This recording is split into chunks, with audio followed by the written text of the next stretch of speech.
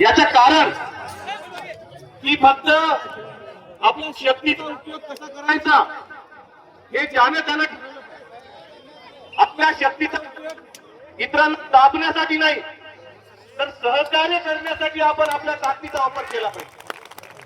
नक्की आपल्या ताकदीचा उपयोग कमजोर माणसाला दुर्बल माणसाला दाबण्यासाठी नाही। त्यामुळे या माध्यमातून माझी आपल्या सर्वांना विनंती की तरुणांनी आपल्या आई वडिलांचा विचार केला पाहिजे।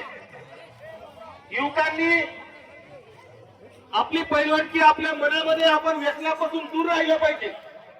कोणत्याही चुकीच्या माध्यमातून आपण दूर कसं राहू आणि स्वतःला कसं जिंकू हा आपल्या सगळ्यात महत्वाचा आपला अजेंडा राहिला पाहिजे।